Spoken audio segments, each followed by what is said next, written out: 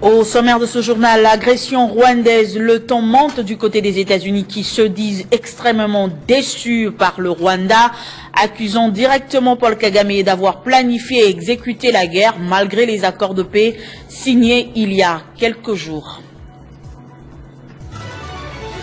Alors que l'accord de paix de Washington est foulé aux pieds par la partie rwandaise, le président américain Donald Trump continue de l'utiliser comme argument pour saluer sa maîtrise des questions de paix dans le monde.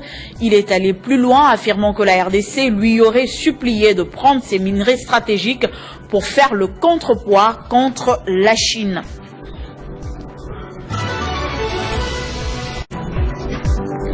L'info, c'est l'heure sur Télé 50. Bienvenue à tous. À la une de l'actualité, le Conseil de sécurité de l'ONU s'est réuni en urgence cet après-midi à New York à la demande des États-Unis pour évoquer la dégradation de la situation sécuritaire dans la partie est de la RDC avec un accent particulier sur les récents événements à Uvira dans le sud Kivu. Le temps est monté du côté des États-Unis qui se disent extrêmement déçus par le Rwanda, accusant directement Paul Kagame d'avoir planifié et exécuté la guerre malgré les accords de paix signés à peine quelques heures avant. Ce Conseil doit agir pour que ces droits ne restent pas théoriques, mais deviennent enfin une réalité. C'est pourquoi la République démocratique du Congo appelle ce Conseil à mettre en œuvre intégralement la résolution 2773. Imposer des sanctions ciblées contre les responsables militaires et politiques de l'agression, instaurer un embargo total sur les minerais exportés comme rwandais, révoquer le statut de contributeur de troupes du Rwanda aux opérations de maintien de la paix des Nations Unies et établir un régime de notification systématique pour tout transfert d'armes vers le Rwanda. Les garants de Washington, de Doha et de la facilitation africaine doivent également assumer leurs responsabilités. Ces accords ne survivront qu'à la condition d'une fermeté collective et cohérente. Il appartient désormais à la communauté internationale de faire respecter les engagements pris et de permettre enfin l'avènement d'une paix durable dans l'est de la République démocratique du Congo et dans toute la région des Grands Lacs. Alors que l'accord de paix de Washington est foulé aux pieds par la partie rwandaise, le président américain Donald Trump continue de l'utiliser comme argument pour saluer sa maîtrise des questions de paix dans le monde.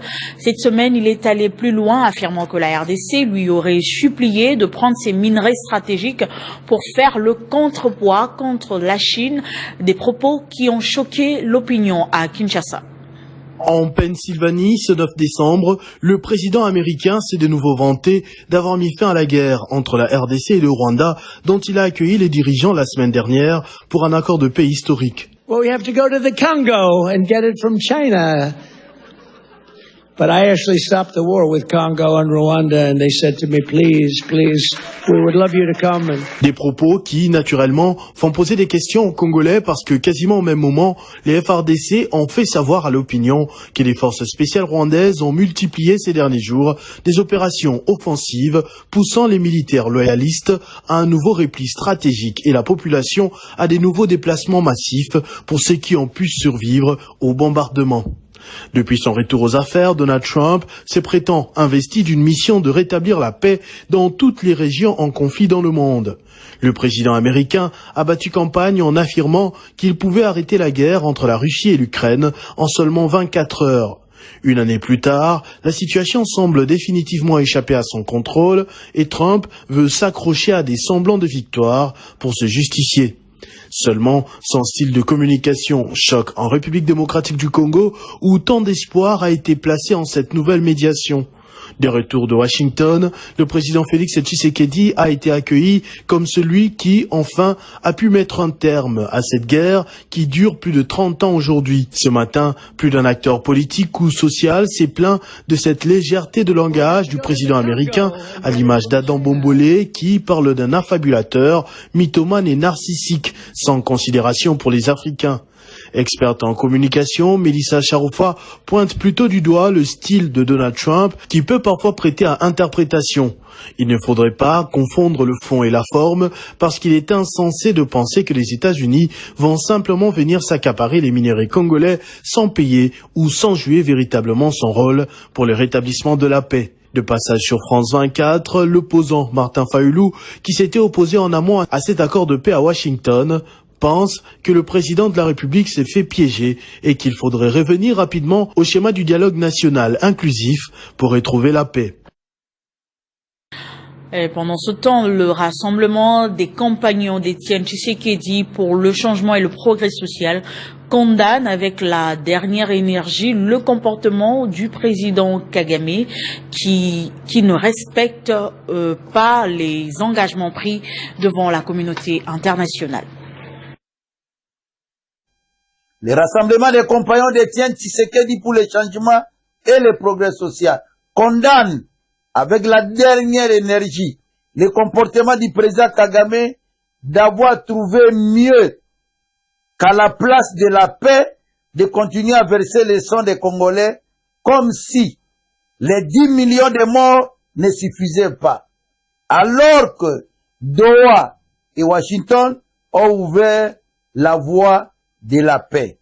Pour le rassemblement des compagnons d'Étienne Tshisekedi pour le changement et le progrès social, c'est ici l'occasion propice de mettre devant ses responsabilités le président des États-Unis, Donald Trump, garant des accords de paix signés le 4 décembre 2025 à Washington et qui voit son honneur bafoué par l'occupation illégale de la ville d'Uvira et de ses environs par l'armée rwandaise et ses supplétifs AFC M23.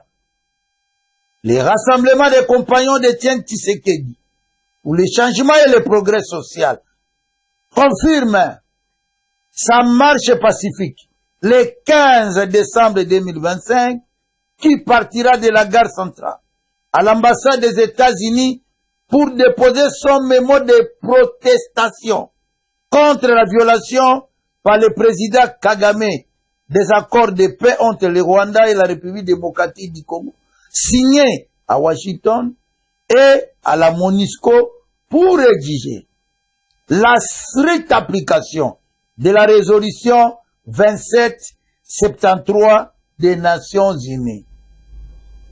En tout état de cause, le rassemblement des compagnons d'Étienne Tshisekedi pour le changement et le progrès social souligne que rien ne vaut ni n'égale la paix. Revenons sur l'adresse du chef de l'État sur l'état de la nation. Le député national Serge Tshembo-Kondé salue un acte historique pour une paix durable en RDC et démontre la détermination du chef de l'État pour arracher la signature de l'accord de Washington, un espoir pour le développement du pays au regard des richesses que possède la RDC. C'est un discours sur l'état de la nation appuyé par des applaudissements des députés et sénateurs réunis en congrès. Le président de la République est revenu sur les questions majeures dont les élections, la sécurité ainsi que le rôle à l'international. Félix Tshisekedi n'a pas manqué de revenir sur cet accord signé à Washington et jugé d'historique. Dans un palais du peuple, avec les élus réunis, le député élu de Sakania, Serge Kondé, a salué la volonté du chef de l'État de résoudre la crise sécuritaire dans la partie est de la RDC. Nous avons réellement besoin de la paix, raison pour laquelle le président de la République n'a pas ménagé aucun effort pour arriver jusqu'à la fin et arriver à avoir cette signature-là qui donne de l'espoir au peuple congolais. Question que nous, je parle au nom de la population qui nous a mandatés en tant qu'élus du peuple, nous arrivions à accompagner cet accord pour que la volonté du président de la République, Félix Antoine Tshisekedi Tshilombo, soit accomplie. Donc c'est vraiment un accord qui donne de l'espoir, qui donne de la vie à la population du Congo et qui annonce déjà une paix durable. Et nous savons que nous y arriverons. On commence par la paix. Quand il y a la paix, on pourra parler de l'économie. Et notre pays est un pays qui égorge de beaucoup de de minerais, de ressources. Et nous avons besoin, finalement, que notre pays décolle aussi, que nous soyons comptés parmi les pays développés du monde. Nous ne serons pas la RDC avec tout ce que nous avons comme coltan, lithium, cobalt, cuivre, et qu'il y ait ce contraste-là avec le mode de vie de la population. Donc cet accord économique va permettre à ce que notre pays décolle économiquement et que nous soyons comptés parmi les pays les plus industrialisés du monde, les pays économiquement développés. Il a également demandé à la population de soutenir la démarche du chef de l'État. Au ministère du Commerce extérieur, le ministre Julien Paluku Kaongia a eu une réunion stratégique avec l'ambassadeur d'Éthiopie en RDC sur la signature d'un accord commercial bilatéral et avec une délégation de la Banque mondiale sur le développement des infrastructures pour faciliter le commerce dans le cadre du projet du corridor de Lobito. C'est vers la signature d'un accord commercial bilatéral entre la République démocratique du Congo et la République fédérale d'Éthiopie, désormais décidée à accroître leurs échanges commerciaux, car Kinshasa et Addis Abeba, qui figurent parmi les capitales les plus peuplées en Afrique, constituent un nombre très important des consommateurs. Ce jeudi 11 décembre 2025 à Kinshasa, le ministre du Commerce extérieur, Julien Paluku Kaongia, qui a encouragé la consolidation de la coopération dans l'aviation avec la mise à contribution des cargos dans le cadre du partenariat d'Air Congo, et ce, dans l'exportation des produits congolais vers l'Éthiopie, et l'ambassadeur éthiopien en RDC, Mekuria Orku, qui a signifié que les produits alimentaires made in DRC aux plusieurs consommateurs dans ce pays, ils se sont convenus de mettre en place une commission mixte d'experts avec la mission d'élaborer une feuille de route pour accélérer la signature de cet accord commercial entre ces deux pays qui ont une belle histoire commune.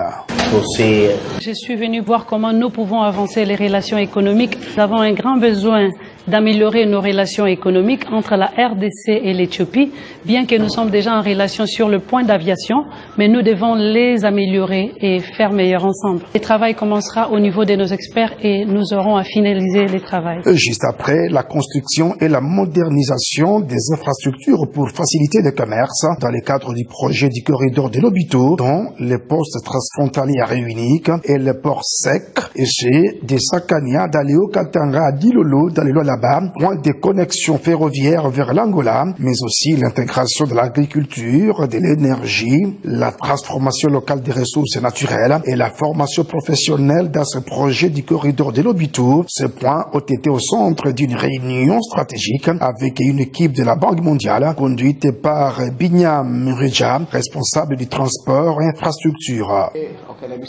Nous avons abordé plusieurs points.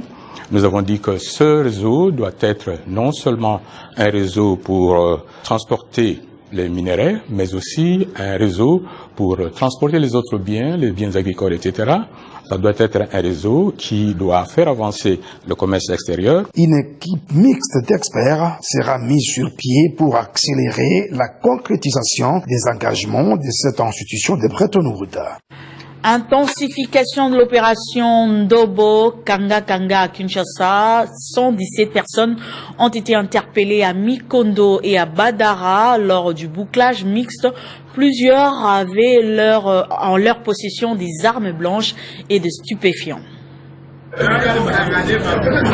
Les forces de sécurité et de l'ordre ont poursuivi avec le bouclage mixte ciblé dans les quartiers Mikondo dans la commune de Kimbanteke et Badara dans la commune de Lantele. Elles ont capturé 117 personnes, pour la plupart membres de gangs qui inquiètent les Kinois dans cette partie de la ville. Parmi ces 117 personnes, 2 femmes ont été arrêtées en possession des armes blanches et plusieurs stupéfiants. Le commissaire divisionnaire Israël Kantou Bakoulou a appelé les habitants de ce coin de la ville à faire confiance aux forces de l'ordre qui tiennent à tout prix à les sécuriser, surtout pendant la période de festivités de fin d'année. Nous ne voulons pas que la population qui s'approche vers les festivités souffre de l'insécurité due créée par nos jeunes frères et jeunes sœurs qui s'appellent Koulouna et les gens qui sont en train de leur déranger la quiétude de la population. C'est ainsi que nous avons instauré ce genre d'activités. Nous, notre mission, notre objectif, c'est quoi? C'est éradiquer, si pas éradiquer, mais diminuer sensiblement cette insécurité qui règne, qui plante son pain dans la communauté. Le commandant ville a profité de l'occasion pour interpeller tous les arnaqueurs qui utilisent son nom pour escroquer la population. Que toute personne qui serait peut-être victime d'un appel émanant d'un monsieur qui a mis ma photo, qu'il vérifie avant de répondre positivement ou négativement à cette personne-là. Parce que ce sont des gens mal intentionnés qui bouffent l'argent des gens, qui extorquent la population, qui rançonnent la population au détriment de notre personnalité. La population est donc invitée à collaborer avec la police pour dénoncer les inciviques. La population est donc invitée à collaborer avec les forces de l'ordre pour dénoncer les inciviques. L'enclavement de la province du Maniema constitue un obstacle réel pour les investisseurs.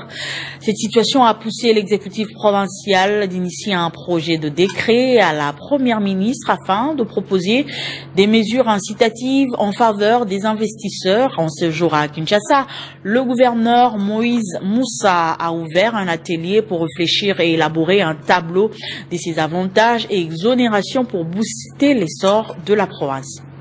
La province du Maniema dispose de plusieurs potentialités minières, mais elle est confrontée à un problème sérieux de manque d'infrastructures routières, ferroviaires et énergétiques qui découragent les investisseurs. C'est ainsi, pour encourager les financements directs pour développer les projets miniers, l'exécutif provincial a proposé à la première ministre Judith Suminwa Tshilombo un arrêté sollicitant des avantages ou des exonérations aux investisseurs. Ainsi, cet atelier de 2 jours permettra aux experts d'analyser ces différentes exonérations, enfin d'analyser et d'élaborer clairement un tableau de taxes et autres redevances à élaguer pour stimuler les investisseurs. L'avantage du projet de décret que nous avons introduit auprès du gouvernement central, c'est d'accorder une facilité fiscale aux investisseurs qui voudront venir exploiter les minerais de la province du Mali. C'est ça l'essence de cet atelier. Pour moi, c'est un atelier important. Je suis convaincu qu'avec les éléments supplémentaires que nous allons donner au gouvernement central, ce projet de décret sera examiné au Conseil des ministres et dès qu'il est signé, nous aurons des investisseurs parce qu'ils vont bénéficier de beaucoup d'exonérations fiscales, beaucoup de facilités fiscales afin d'investir. Et en contrepartie de ces facilités, ils doivent investir au niveau de la province du Mali. Parmi les recommandations de 2 conférences qui se sont tenues au Maniema figure la création d'une entreprise minière propre à la province afin de booster l'essor de la province.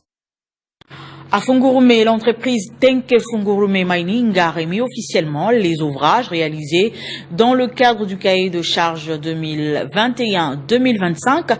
C'était en présence de la bourgmestre intérimaire de cette municipalité, Aline Makano. Une cérémonie des hautes portées communautaires s'est tenue ce jeudi 11 décembre 2025 à l'entrée de la base TFM, marquant la remise officielle des ouvrages réalisés par l'entreprise minière Tenke Fungurume Mining TFM dans le cadre du cahier des charges 2021-2025 en partenariat avec les entités locales. Plusieurs personnalités des marques ont honoré de leur présence à cet événement, notamment le représentant du ministre provincial de Mines, celui du ministre de la Santé, le représentant de l'administrateur du territoire de l'Oboudi, Sa Majesté Mwami Mwenda Bantu Munongo Kanerane Ramasuka Junior, grand chef de la chefferie de Bayeke, le bourgmestre AI de la commune de Fungurume, l'honorable Aline Makano Tshilombo, le directeur général de TFM, les membres du CLD, les membres du comité local de sécurité et bien d'autres. Les ouvrages remis à la communauté sont impressionnants et diversifiés. 4 écoles primaires construites à Chilongo, Kafoya, Sangana et Mpumpi, 2 écoles maternelles érigées à Ngouba et Tenke, un dépôt de warrantage implanté à Lukotola pour soutenir les agriculteurs, 7 camions poubelles et 28 bacs métalliques pour renforcer la gestion des déchets, des intrants agricoles pour valoriser 1500 hectares de terres agricoles dans le cadre de l'autonomisation agroéconomique. Les allocutions ont rythmé la cérémonie. Le bourgmestre Makano, chef de l'entité, a souhaité la bienvenue à tous, saluant l'engagement de TFM et l'accompagnement du chef de l'État congolais Félix Tshisekedi, ainsi que de la gouverneure du Lualaba Fifi Masuka Saini. Le directeur général de TFM, pour sa part, a réaffirmé l'attachement de l'entreprise à ses engagements sociaux. Le premier chef de la chefferie de Bayeke, au nom du Mwami, a remercié TFM et insisté sur la collaboration fructueuse. Enfin, le représentant du ministre provincial de Mines a salué ces modèles de partenariat public-privé au bénéfice des communautés locales. Après les discours, la cérémonie s'est poursuivie avec la signature des actes de réception des ouvrages par les autorités de la commune de Fungourmé et de la chefferie de Bayeke, marquant une nouvelle ère de collaboration et de développement local. Un moment fort a été la remise symbolique des clés des camions et des intrants agricoles, preuve concrète de la matérialisation des engagements pris. TFM confirme ainsi sa volonté de rester un partenaire de confiance au service des communautés locales. Ce vendredi 12 décembre, à la chancellerie des ordres nationaux, des dignes fils et filles ont été récompensés pour des loyaux services rendus à la nation depuis de nombreuses années. C'est le cas du couple Antoine Tabala. Depuis 35 ans aujourd'hui, les députés nationaux, c'est vous, pour la cause des autres sont différents dans différents domaines de la société. Et pour avoir depuis plus de 25 ans conçu et exécuté plusieurs projets communautaires à impact socio-économique visible pour les couches sociales et défavorisées de notre société, sur autorisation expresse du président de la République, grand chancelier des ordres nationaux. C'est l'engagement de toute une vie que la République récompense lors de cet événement, en présence de quelques autorités de marque, des membres de la famille ainsi que ceux de la fondation qui porte son nom. Le député national Antoine Tabala Rwankouba a obtenu ce vendredi la médaille d'or du mérite civique pour les bons et loyaux services rendus à la nation, en compagnie de son épouse Judith Kajemba, qui l'accompagne depuis des décennies dans son combat pour le mieux-être des Congolais. L'élu de Kinshasa a été décoré par le général-major André Matutezouloa Kamasoboa. Félix Antoine Tshisekedi Tshilombo, et en vertu des pouvoirs qui nous sont conférés, nous vous décernons la médaille d'or du mérite conjugal pour les longues années de vie commune que vous continuez à partager au sein d'une famille. Antoine Tabala, en République démocratique du Congo, c'est l'une des plus belles histoires dans le social. Éducation avec la scolarisation des orphelins, la santé avec la prise en charge des maternités, la lutte contre la rougeole, la drépanocytose, mais aussi la préservation des familles avec les campagnes des mariages civils. Il a touché à tous les domaines avec des solutions pratiques et concrètes pour sauver des vies. Avec mon épouse, que j'aime beaucoup, j'ai dit merci à Dieu pour me l'avoir donné. Parce que tout ce que j'ai réalisé, je suis toujours le président. Elle est la secrétaire générale.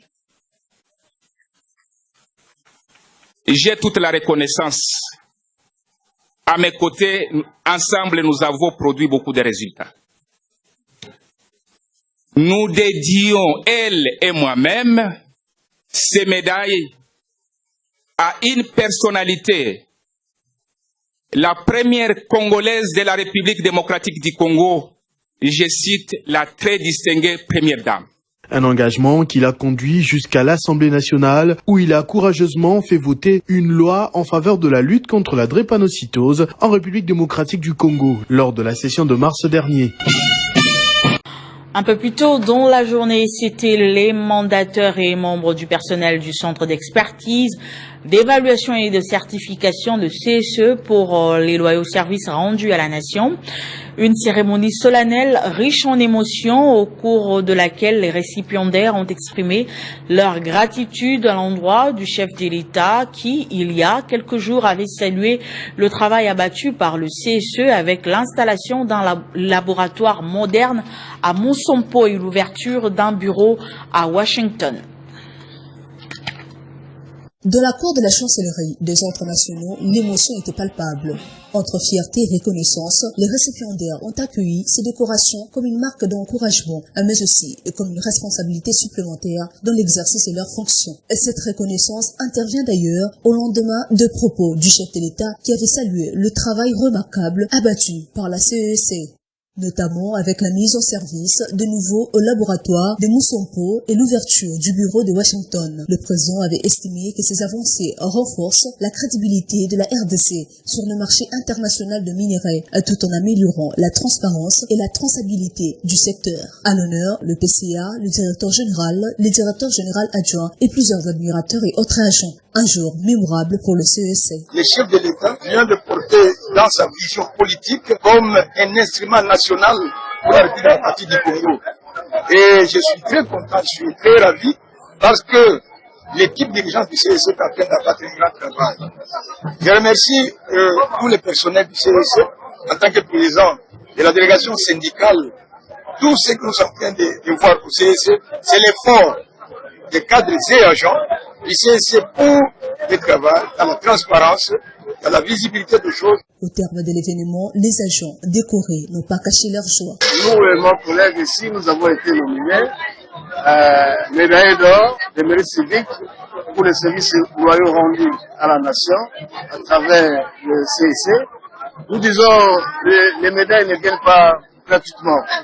C'est le fruit d'un travail acharné et que nous avons tous abattus avec les responsables aussi du CEC. Une journée symbolique marquée par des sourires, des accolades et une profonde gratitude. La chancellerie des ordres nationaux a, une fois de plus, rappelé que la rigueur et le dévouement au service de l'État finissent toujours par être reconnus. Les rideaux sont tombés le jeudi 11 décembre dernier à l'université de Lubumbashi sur l'atelier de 2 jours portant sur la mise en œuvre des écoles doctorales en RDC. Plusieurs résolutions ont été retenues à l'issue de ces travaux qui ont réuni les experts venus des 4 coins de la RDC. Regardez. Dans son discours de clôture, la ministre nationale de l'enseignement supérieur et universitaire, Innovation, Marie-Thérèse Sombo, a souligné les attentes du pays à l'issue de ces assises de Lubumbashi. Notre objectif est clair. Consolider les acquis des États généraux, approfondir l'implémentation du système LMD et doter la République démocratique du Congo d'un dispositif doctoral rigoureux, crédible et compétitive. 10 recommandations ont été ainsi formulées par les participants. L'on note l'organisation des formations des formateurs à travers le pays, mais aussi la création d'un fichier national de thèse et doctorat mis en ligne pour mettre fin au plagiat. Le recteur de l'université de Lubumbashi, le professeur ordinaire Gilbert Kishiba Fitula, hôte de la manifestation, a dans son intervention émis le vœu de voir l'application de la feuille de route issue de ces travaux pour la mise en œuvre effective des écoles doctorales de qualité en RDC. Nous allons montrer que l'enseignement supérieur universitaire et scientifique, innovation sous votre égide, répondra avec efficacité et efficience aux vœux et regards et visions du président de la République, chef de l'État, grand chancelier des universités en République démocratique du Congo. Il est à noter que la matinée de ce jour de clôture était consacrée à la poursuite des travaux en panel à la faculté de médecine. Les échanges ont dégagé le profil idéal des écoles doctorales en RDC. Hospitalière, l'université de Lubumbashi a, par les billets de son recteur, remis des cadeaux à la ministre Sombo ainsi qu'à d'autres personnalités qui ont pris part active à cet atelier. Et dans le cadre de 16 jours d'activisme contre les violences basées sur le genre, le projet de stabilisation et de relèvement de la RDC appuyé par la Banque mondiale a organisé jeudi une journée d'échange consacrée à la lutte contre les violences basées sur le genre avec un accent particulier sur la violence numérique à l'égard des femmes et de jeunes filles. Cette rencontre a réuni la ministre provinciale, les représentants de la Banque mondiale, les spécialistes en questions de genre, ainsi que la responsable du projet STAR RDC. Aujourd'hui, nous avons réfléchi ensemble avec le ministère du genre et plusieurs autres ministères sur les leçons tirées ainsi que les recherches qui sont menées dans le cadre des violences basées sur le genre et spécifiquement dans l'autonomisation de la femme.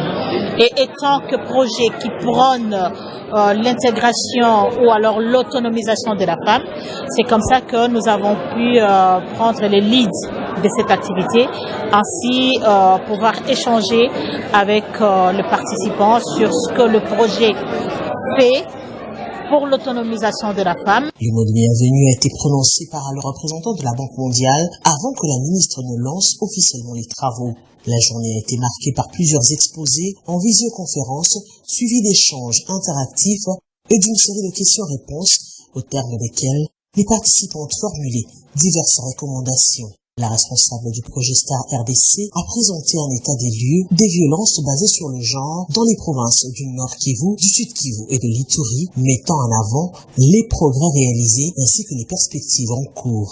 Toutes les recommandations que nous avons reçues, dont surtout la plus grande, c'est comment pouvoir travailler et appuyer les différents ministères qui ont la problématique de l'autonomisation de la femme dans leurs attributions, comment nous pouvons les appuyer. Et deuxièmement aussi, surtout, de pouvoir organiser une grande conférence internationale où nous allons ensemble discuter sur la problématique de l'autonomisation de la femme. En marge de cette activité, le projet a rappelé son engagement à promouvoir l'autonomisation de la femme et à renforcer les interventions en matière de lutte contre les violences basées sur le genre. Il a également souligné l'importance d'appuyer les ministères impliqués dans cette problématique et a évoqué la possibilité d'organiser prochainement une conférence internationale dédiée exclusivement à l'autonomisation féminine.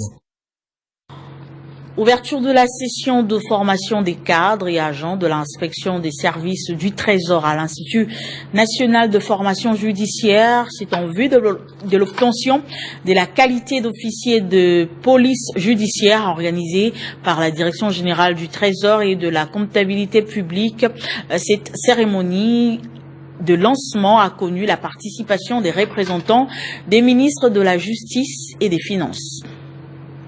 Dans sa mission de gérer la politique financière de l'État, la Direction générale du Trésor et de la comptabilité politique organise régulièrement des formations pour les officiers des polices judiciaires. Objectif, renforcer les compétences en criminologie, balistique, enquête judiciaire, rédaction des procédures et doctrine des polices de proximité, mais aussi améliorer l'accès à la justice et l'efficacité des enquêtes. C'est dans ces cadres que la DGTCP a procédé ces jours au lancement d'une session de formation des cadres et agents en vue de l'obtention de la qualité d'officier des polices judiciaires. Le directeur général de la DGTCP, Mabé Moignami Serge, on dit plus. Le rôle de l'inspection des services du Trésor, c'est justement de s'assurer que les comptes publics sont tenus de façon régulière conformément aux textes législatifs et réglementaires. Nous sommes ici donc pour accompagner les apprenants, candidats au PJ à compétences restantes, qui vont bénéficier de formations appropriées. Pour sa part, Alain Malata, représentant du ministre des Finances, a affirmé que cette formation permettra aux finances publiques de se conformer aux standards internationaux et au pays d'atteindre l'émergence tant souhaitée. C'est dans ce cadre cette formation qui contribue à renforcer les capacités des inspecteurs du Trésor, qui sont un volet essentiel de la gouvernance des finances publiques destiné à promouvoir des valeurs. Et au professeur Katambwe Malipo Gérard, directeur général de l'Institut national de formation judiciaire, de compléter que les officiers des polices judiciaires s'exercent pour déterminer la nature et les modes opératoires des infractions.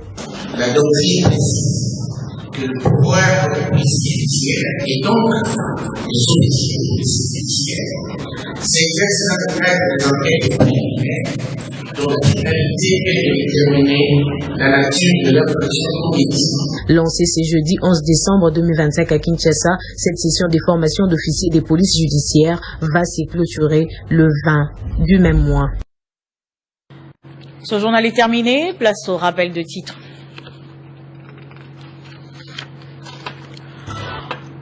Agression rwandaise, le temps est monté du côté des États-Unis qui se disent extrêmement déçus par le Rwanda, accusant directement Paul Kagame d'avoir planifié et exécuté la guerre malgré les accords de paix signés il y a quelques jours. Et alors que l'accord de paix de Washington est foulé aux pieds par la partie rwandaise, le président américain Donald Trump continue de l'utiliser comme argument pour saluer sa maîtrise des questions de paix dans le monde. Vous avez suivi les détails dans ce journal. Merci de votre attention soutenue et restez fidèles au programme de Télé 50.